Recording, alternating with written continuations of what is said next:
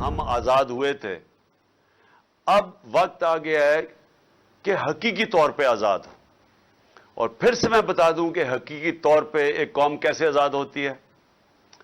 سب سے پہلے اس قوم کے فیصلے اس ملک میں ہوتے ہیں۔ کوئی بیرون ملک کی کوئی طاقت، کوئی سپر پاور وہ اس ملک کے فیصلے نہیں کرتی۔ اپنے ملک کے لوگوں کے الیکٹڈ نمائندے ملک کی بہتری کے لیے، عوام کے مفادات کے لیے فیصلے کرتے ہیں۔ اور پھر میں مثال صرف دیتا ہوں کہ اگر ہمیں روس سے سستا تیل ملتا ہے تو اگر ہندوستان سستا تیل خرید سکتا ہے تو ہمیں بھی اپنے لوگوں کے فائدے کے لیے جب آپ سستا تیل خریدتے ہیں تو مہنگائی کم ہو جاتی ہے ملک میں۔ تو صرف اس لیے کہ کوئی ناراض نہ ہو جائے ہم اپنے لوگوں کے اوپر بوجھ ڈالتے ہیں مہنگائی کا، کیونکہ ہمیں خوف ہے کہ کوئی ہمارے سے بڑی پاور ناراض نہ ہو جائے۔ یہ غلامی ہے۔ آزاد قومیں اپنے لوگوں کے لیے فیصلہ کرتی ہیں۔ اور دوسری چیز،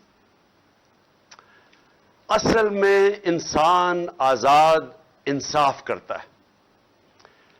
انصاف یعنی قانون، جس ملک میں قانون کی حکمرانی ہوتی ہے وہ لوگوں کو آزاد کر دیتا ہے انصاف دے کے، کیونکہ انصاف جب ملتے ہیں تو لوگوں کے حقوق مل جاتے ہیں۔ حقوق کا مطلب یہ ہے کہ ہر انسان، ہر پاکستانی، کوئی بھی طاقتور اس کے اوپر ظلم نہیں کر سکتا۔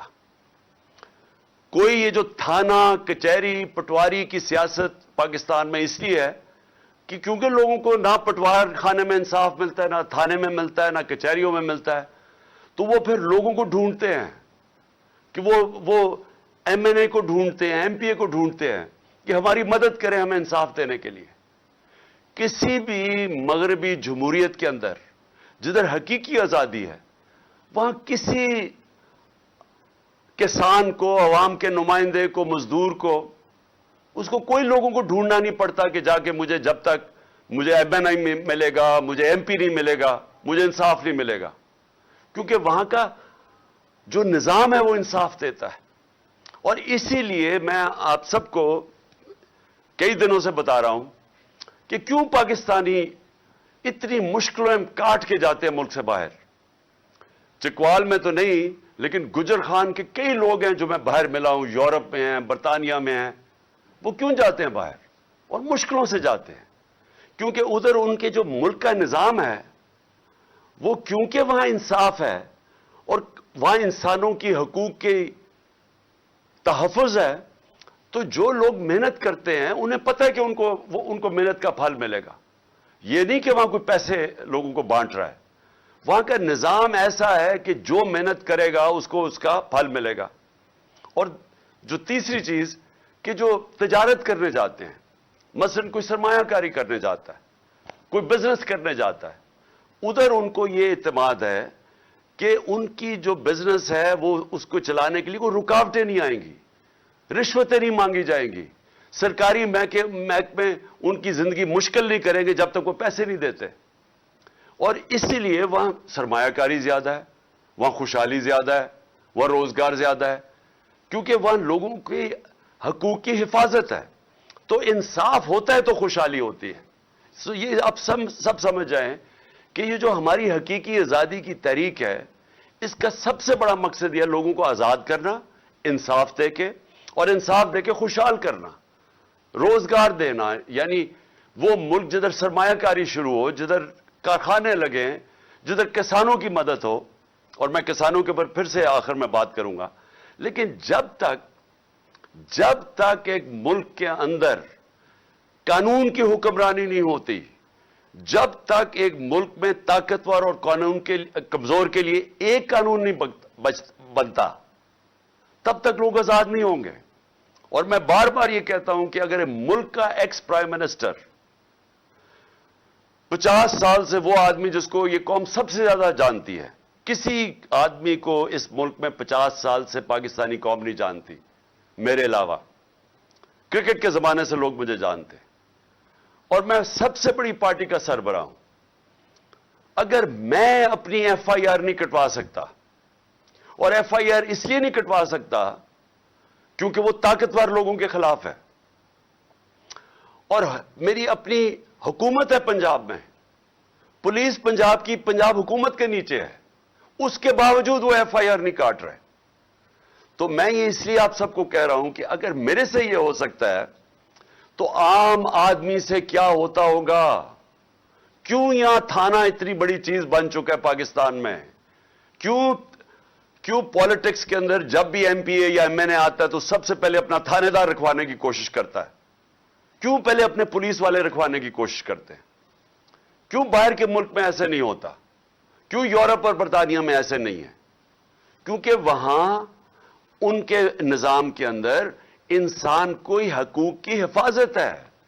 جو قانون اور آئین اس کو حقوق دیتا ہے وہ انصاف کا نظام پروٹیکٹ کرتا ہے, اس کی تحفظ کرتا ہے. تو ہمارے لوگ اس لیے غلام بنے ہوئے ہیں. یہ نظام غلام بنا دیتا ہے لوگوں کو, اور اسی لیے لوگ مر کے جاتے ہیں یورپ. اور آپ کے رشتہ دار کتنے ہوں گے جو کہ محنت کرنے اور محنت کش لوگ آج باہر کے ملکوں میں کام کر رہے ہیں, اور وہ آپ کو پیسے بھیجتے ہیں. وہ پھر سے وہ یہ نہیں کہ لوگ پیسے وہ تقسیم کر رہے ہیں, وہ اس لیے کہ ان کا نظام اجازت دیتا ہے لوگوں کو پیسہ بنانے کے لیے, بزنس کرنے کے لیے. اپنی وہ کام دکانیں کریں گے, انہیں پتہ ہے دکانیں لگائیں گے, کارخانے لگائیں گے کہ ان کو تنگ نہیں کیا جائے گا محکموں سے, اس لیے وہ خوشحال ہیں. سو یہ میں جو دوسری میری آپ کی بات ہے کہ یہاں سرمایہ کاری بھی تب آئے گی, ملک اٹھے گا بھی تب جب ہم اس ملک کے اندر قانون کی حکمرانی ہوگی. سب سے بڑا ہمارا اثاثہ ہے بیرون ملک پاکستانی. اور یہ جو آپ گجر خان میں خاص طور پہ گجرات, یہ سارا جو بیلٹ ہے, اس سے بہت زیادہ لوگ وہاں باہر بیٹھے ہوئے ہیں. تو وہ جو لوگ ہیں جو وہ پیسے بنا لیتے ہیں, جو اپنے کاروبار شروع کر دیتے ہیں, ان کا دل ہے پاکستان میں آنے کا, لیکن وہ کیوں نہیں آتے؟ کیونکہ میں ان بیرون ملک پاکستانیوں کو پچھلے 40 سال سے جانتا ہوں. انہوں نے میری مدد کی شوکت خانہ بنانے میں, کرکٹ کے زمانے سے میں جانتا تھا. پھر تحریک انصاف کو یہ پیسے بھیجتے ہیں. تو کیوں میں جب بھی میں ان سے پوچھتا ہوں وہ کیوں نہیں پاکستان میں سرمایہ کاری کرتے؟ کیونکہ ان کو اعتماد نہیں ہے پاکستان کے انصاف کے نظام پہ. ان کو خوف یہ ہے کہ اگر وہ یہاں کاروبار شروع کریں گے تو ہر قسم کی رکاوٹیں سامنے کھڑی ہوں گی, اور ان کی حفاظت نہیں کرے گا پاکستان کا جو انصاف کا نظام ہے. تو اس لیے یہ جو آپ کی ہماری جو تحریک ہے یہ چلتی رہے گی. یہ انشاءاللہ الیکشنز بھی اناؤنس ہو جائیں پھر بھی یہ چلتی رہے گی جب تک اس ملک میں قانون کی حکمرانی نہیں آئے گی, اور جب تک کہ طاقتور اور کمزور ایک طرح قانون ان کو دیکھے گا. ایک ہی نظر سے کمزور اور طاقتور کو جب تک نہیں دیکھیں گے یہ ملک آزاد نہیں ہوگا, خوشحال نہیں ہوگا. اعظم سواتی ملک کا سینیٹر, صرف اس نے تنقید کر دی ایک ٹویٹ کے اندر. بابر ستار جو اسلام آباد ہائی کورٹ کا جج ہے, اس نے کہا ہے کہ ایک تنقید کے اوپر آپ ایک ٹویٹ کے اوپر کسی کو آپ غدار نہیں بنا سکتے. لیکن جو اس سے ہوا, بچوں کے, میں پھر سے کہتا ہوں کہ تصور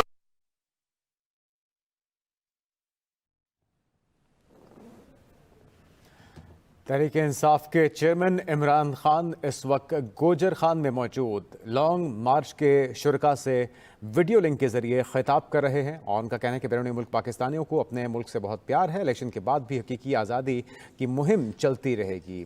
37 سال کے قرضوں کا حساب کون دے گا؟ اور اس کے ساتھ ساتھ چیئرمین تحریک انصاف عمران خان کی طرف سے یہ کہا جا رہا ہے کہ چکوال اور گوجر خان کے عوام کا شکریہ ادا کرتا ہوں کہ انہوں نے بڑھ چڑھ کے اس لانگ مارچ کا حصہ بن کے اپنی حمایت کا یقین دلایا ہے. جبکہ ان کا یہ بھی کہنا تھا کہ موجودہ حکومت اس قابل نہیں ہے کہ ملک کے بحرانوں کے اوپر ان کی طرف سے قابو پایا جا سکے. آج میں ایک باشعور قوم دیکھ رہا ہوں جو کہ اپنے حقوق کے لیے کھڑی ہو چکی ہے, اور انہیں اب دبانا ممکن نہیں ہوگا. قوم سمجھ گئی ہے کہ حقیقی آزادی مارچ کا اصل مقصد کیا ہے. عمران خان کا لانگ مارچ کے شرکاء سے خطاب جاری ہے. ظلم اور ناانصافی کے سامنے کھڑا ہونا جہاد ہے. اللہ نے اس کو ایک عبادت کا درجہ دے دیا ہے کہ جب آپ رائے حق کے لیے اور انصاف کے لیے کھڑے ہوتے ہیں تو یہ عبادت میں شامل ہو جاتا ہے. اور اس میں اگر انسان اپنی جان کھوتا ہے تو وہ شہید کرایا جاتا ہے. جس طرح अरशद शरीफ शहीद, उसने राय हक पे खड़े होके धमकियों के बावजूद वो खड़ा रहा, उसके ऊपर मुल्क से भी बाहर जाना पड़ा, लेकिन वो हटा नहीं है हक और सच से, अपनी जान देनी पड़ गई, जान की कुर्बानी दी उसने, लेकिन वो हटा नहीं।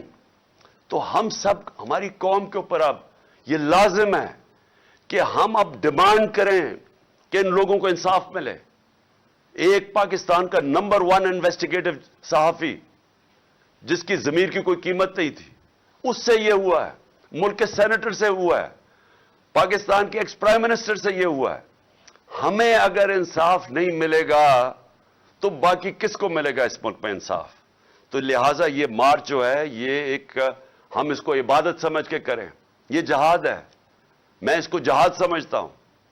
मुझे ये, जिस तरह इंशाल्लाह मैं ठीक होऊंगा और कल मैं बताऊंगा कि इंशाल्लाह मैं पिंडी कब आऊंगा और किस दिन, मैं चाहता हूं सारे पाकिस्तान से लोग पिंडी आएं और इसमें इस शिरकत करें, हमारी हकीकी आजादी की मार्च में। सारी कौम को पता चले कि ये पाकिस्तानी कौम जागी हुई है, ये जुल्म अब ये नहीं बर्दाश्त करेगी कि जो ताकतवर हो वो जो मर्जी कर दे, वो चोरी करे, डाके मारे, पैसा मुल्क से बाहर ले जाए, लंदन के बड़े बड़े महलों में वो रहे, इस चोरी के पैसे में जवाब भी ना दे कि पैसा किधर से आया है, टब्बर सारा बाहर बैठ जाए और वहां बैठ के पाकिस्तान के फैसले करे और अपने केसेस भी माफ करवा ले। बेचारे जेलों के अंदर छोटे बेचारे लोग भरे हुए हैं, गरीब लोग भरे हुए हैं जेलों में, और मैंने जो चंद दिन जेलों में गुजारे, गरीब लोग थे सारे वहां, मुझे कोई ताकतवर डाकू वो जेल में नहीं नजर आया, सब गरीब लोग थे। और वो लोग चोरी करें तो जेल में। एक जो जो जो मेरा कमरा साफ करता था, एक कैदी, तो मैं उसे पूछा, मैंने कहा तुमने क्या जुर्म किया है? उसका जो जुर्म था, ज्यादा से ज्यादा उसको 6 महीने जेल में गुजारने चाहिए थे, क्योंकि वो गरीब आदमी है। वो 6 साल जेल में था, क्योंकि पूछने वाला कोई नहीं आम आदमी को। कई दफा ऐसा हुआ है कि लोग मर चुके हैं, जेलों में मर चुके, और बाद में पता चला बेकसूर है, और कसूर उनकी गुर्बत या कमजोरी है। तो एक तरफ वो है और एक तरफ अरबों रुपए का डाका मारो और बाकी डील करो, और डील करके एनआरओ ले लो, पहले जनरल मुशर्रफ से ले लो, अब इस दौर में ले लो, और बैठ के जनाब फिर पाकिस्तान के फैसले करने शुरू कर दो। मुजरिम इस मुल्क के फैसले कर रहे हैं। ये जो नवाज शरीफ बैठा हुआ है वहां, सारे मुल्क को दांव पे लगाया हुआ है। सारे मुल्क को पता है कि आज इलेक्शन के अलावा कोई रास्ता नहीं है पाकिस्तान का इस दलदल से निकलने के लिए। अगर हम अपने माइशत को मजीद तबाही से बचाना है, सबको पता है कि सिर्फ एक ही रास्ता है कि एक साफ और शफाफ इलेक्शन, एक मजबूत हुकूमत आए जो आए 5 साल के लिए, और उसके बाद हमारी जो माइशत है वो फिर उठेगी, क्योंकि लोगों को उस वक्त इत्मीनान होगा कि हम आज पैसा लगाएंगे तो हमारा पैसा 5 साल तक कम से कम एक हुकूमत है। आज नवाज शरीफ इलेक्शन करवा नहीं रहा, एक वजह से, मुल्क की नहीं वो उसको फिक्र, उसका तो पैसा ही बाहर पड़ा है, वो तो हमेशा जब मुश्किल आती है बाहर भाग जाता है। लेकिन इसलिए नहीं फैसला कर रहा कि अगर वो इलेक्शन करवाएगा वो पिट जाएगा, अगर वो इलेक्शन करवाएगा वो हार जाएगा, इसलिए नहीं करवा रहा। अपनी जात के लिए इस मुल्क को ये दांव पे लगा रहा है। और इसको फिर से मैं कहता हूं कि जो आदमी का जीना मरना पाकिस्तान में नहीं है, जिसका सारा बच्चे बाहर बरतानिया पासपोर्ट लेके बैठे हुए हैं, वो बेटा 10 अरब के घर में रहता है, 4 महलों के अंदर जो मरियम के नाम पे हैं, वो बता नहीं सकते पैसा किधर से आया। तो वो लोग, अब मुझे बताएं, वो आदमी पाकिस्तान का फैसला, क्या उसको ये राइट होना चाहिए कि इलेक्शन कब करवाए जाए? क्या उसको ये हक मिलना चाहिए कि आर्मी चीफ को किसको बनना चाहिए? ये वो नवाज शरीफ था जिसने अपनी किताब में जनरल आसिफ नवाज के भाई ने लिखा है कि 92 के अंदर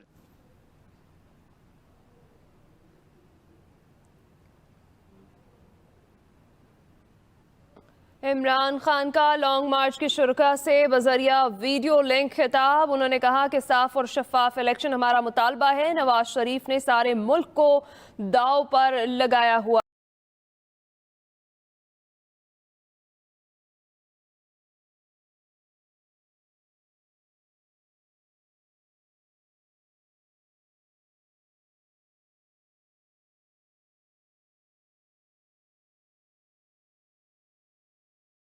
کیونکہ وہ آرمی چیف تو ایک پروفیشنل آرمی کا سربراہ ہے. یہ جو اسے چاہتا ہے پنجاب پولیس کا آئی جی کی طرح بنانا، وہ بن نہیں سکتا.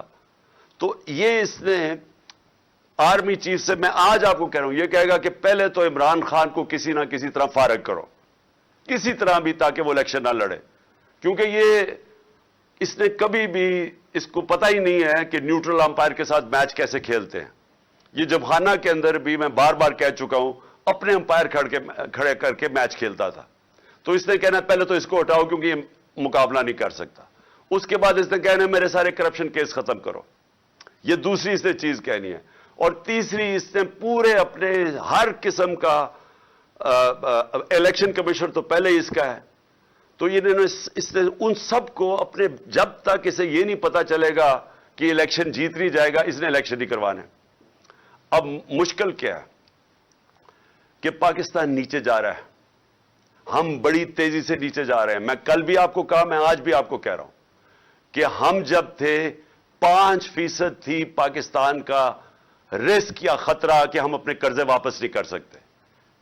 یہ مارچ اپریل میں پاکستان کی جو رسک تھی وہ 5% تھی، کہ صرف 5% چانس تھی کہ پاکستان قرضے واپس نہیں کر سکتا. آج 80% ہے. آج 80% چانس ہے. اور یہ کون فیصلہ کر رہے ہیں؟ باہر کی دنیا فیصلہ کر رہی ہے. یہ باہر کے فائنانس مارکیٹ فیصلہ کر رہی ہیں. یہ ہم نہیں کر رہے. باہر جو فائنانس کی دنیا بیٹھی ہوئی ہے وہ اب یہ کہتی ہے کہ 80% چانس ہے پاکستان قرضے واپس نہیں کر سکتا. یہ سمجھ جائیں کہ اس کا مطلب کیا ہے. اور میں کل بھی بتایا، میں آج بھی بتا رہا ہوں، اس کا مطلب یہ ہے کہ کوئی باہر سے سرمایہ کاری نہیں کرے گا پاکستان میں، کوئی باہر سے انویسٹمنٹ نہیں لے کے آئے گا پاکستان میں، اور کوئی باہر سے کمرشل بینک پاکستان کو قرضے نہیں دے گا. تو کیسے اب پاکستان کا جو ڈالر گیپ ہے، یعنی ہمارے پاس خسارہ ہے بہت بڑا، ہم کیسے یہ پورا کریں گے؟ کیسے اپنی قرضوں کی قسطیں دیں گے؟ اور اگر ہم یہ نہیں دے سکتے تو آگے جو آج حالات ہے نا، آج ان کے دور میں 50 سال میں سب سے زیادہ مہنگائی ہوئی ہے. ہمارے اور ان کے دور میں مہنگائی دگنی ہو گئی ہے. لیکن جو تب اگر آپ پاکستان خدا نخواستہ اپنے قرضے واپس نہ کر سکا تو وہ یہ آپ سوچ ہی نہیں سکتے کہ کدھر جائے گا، روپیہ کتنا گرے گا، مہنگائی کتنی ہوگی، بے روزگاری کیا ہوگی، پاکستان کے حالات کیا ہوں گے، کیا وہ کوئی کنٹرول بھی کر سکے گا. اور یہ سارے کو، جو بھی اکانومسٹ ہے پاکستان میں، جو ماہرین ہیں معیشت کے، سب کو پتہ ہی ہے. لیکن وہ آدمی جو لندن بیٹھا ہوا ہے وہ نہیں کروائے گا الیکشن، کیونکہ وہ اپنی ذات کے لیے اس کو پڑا ہوا ہے. اور اس لیے میں آج یہ آپ سب کے سامنے یہ آج کہنا چاہتا ہوں کہ ہمارے ملک، یہ جو ہماری مارچ ہے، یہ الیکشن اس لیے چاہ رہی ہے کہ یہ آدمی جس کا کوئی سٹیک پاکستان میں نہیں ہے، یہ اس ملک کو تباہی کی طرف لے کے جا رہا ہے اپنی ذات کے لیے. اور اسی لیے بہت ضروری ہے کہ جب میں انشاءاللہ کل کے دن، میں آپ کو دن بتاؤں گا کس دن آپ نے پنڈی پہنچنا ہے، میں سمجھتا ہوں سارے پاکستانیوں کو اس طرف آنا چاہیے. اور میں ایک اور چیز پہ آج بات کرنا چاہتا تھا. 6 ہمارے پولیس والے کل شہید ہوئے ہیں دہشت گردی میں. اور ہم دیکھ رہے ہیں کہ جب سے یہ حکومت آئی ہے دہشت گردی بڑھنی شروع ہو گئی ہے. ہم یہ دیکھ رہے ہیں کہ افغانستان میں جب وہ حکومت آئی ہے، ہمارے زمانے میں تو وہ حکومت تھی افغانستان میں جو کہ ہمارے خلاف تھی، پرو ہندوستان تھی. آج وہ حکومت آئی ہے طالبان کی جو کہ پاکستان کے خلاف نہیں ہے، اور ان سے ہمارے تعلقات اچھے ہو سکتے ہیں کہ ہم جو پہلے افغانستان سے دہشت گردی آتی تھی، اس حکومت کے ہوتے ہوئے ہمیں اصولاً تو ہمیں اب افغانستان سے دہشت گردی آنی نہیں چاہیے.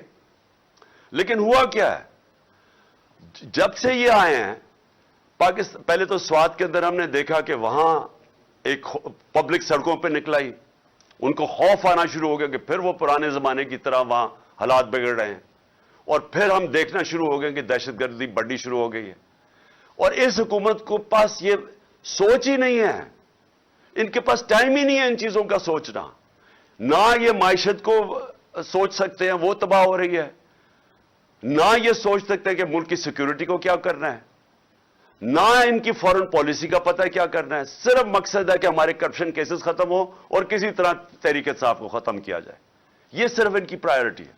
تو آج یہ لمحہ فکر ہے ہم سب کے لیے, اور خاص طور پہ پختونخوا جدھر انہوں نے لوگوں نے بڑی قربانی دی. یہ جو ساری امریکہ کی جنگ میں ہم جب شامل ہوئے, سب سے تباہی قبائلی علاقے میں آئی.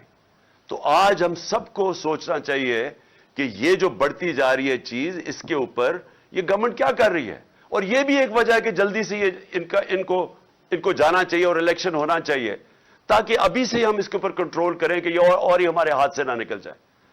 اور میں صرف ایک اپنے کسانوں کی طرف سے, کیونکہ اس وقت جو کسانوں کا حال ہو رہا ہے اور جو ہونے جا رہا ہے, میں نے کل بھی اس کے اوپر بات کی تھی کہ جس طرح کے حالات کسانوں کے لیے ہیں, مجھے خوف یہ آ رہا ہے کہ ہمارا تو جو 19% جی ڈی پی ہے وہ کسانوں کی طرف یعنی زراعت سے آتا ہے.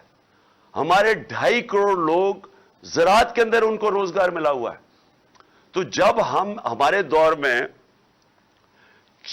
2600 ارب روپیہ 2600 ارب روپیہ ہمارے دور میں, کیونکہ قیمتیں کسانوں کو اچھی ملی تھی, وہ کسانوں کے ہاتھوں میں آیا تھا, جس کی وجہ سے ریکارڈ ٹریکٹر بکے, ریکارڈ موٹر سائیکل بکے, جس کی وجہ سے ایک پوری ملک کی اکانومی اٹھی, 4 فصلیں ریکارڈ ہوئی. وہ کیوں ہوئی؟ میں ذرا صرف آپ کو بتا دوں کہ کیوں یہ کسانوں کے اتنے اچھے حالات تھے.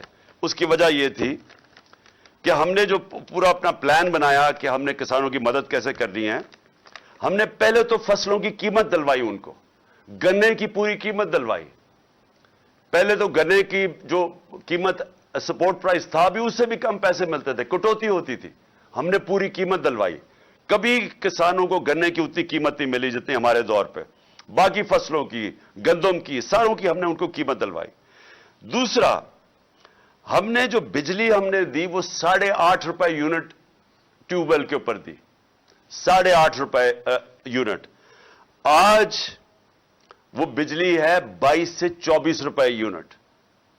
تو کسانوں کو میں ذرا بتا رہا ہوں کہ ہم نے کیسے ان کی مدد کی, جس کی وجہ سے ریکارڈ پیداوار ہمارے ٹائم پہ ہوئی. ہمارے زمانے میں ہم نے جو ڈی اے پی کا جو کھاد ہے اس کو ہم نے 1500 روپے پہ رکھا, ہم نے سبسڈائز کیا. ہم نے جو چون جو کسان استعمال کرتا ہے مشینیں, چون کے اوپر سبسڈی دی ہم نے. اور ہم نے پھر جو کسانوں جو گنے والے کسان تھے, ہم نے ٹائم پہ, ہم نے 10 نومبر کے اوپر ان کی کرشنگ سیزن شروع کروایا. ہم نے ملوں کے اوپر فائن کیا کہ اگر آپ نے 10 نومبر نہ کیا ہم فائن کریں گے, اور ہم نے قیمت دلوائی. تو آج کیا ہو رہا ہے, آپ ذرا تماشا دیکھیں اب کیا ہو رہا ہے. کوئی سبسڈی نہیں ہے اب کھادوں کے اوپر, کوئی بیج کے اوپر, پیسٹیسائڈز پہ اب کوئی سبسڈی ختم کر دیا کسانوں کے لیے. تو ان کے خرچے اور بڑھ گئے ہیں. بجلی میں نے بتایا کہ 22 سے 24 روپے یونٹ پہ پہنچ گئی ہے.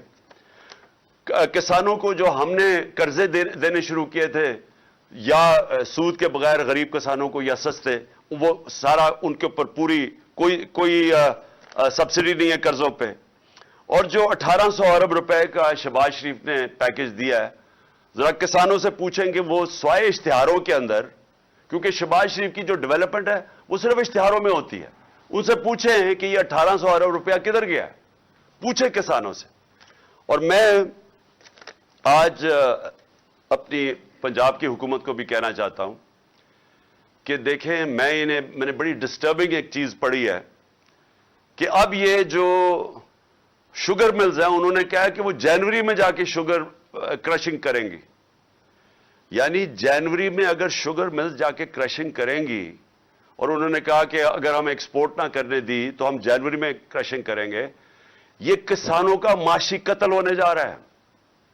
پہلے تو وہ گنے کا اس کا جو وزن ہے وہ کم ہو جائے گا, اس کو قیمت کم ملے گی.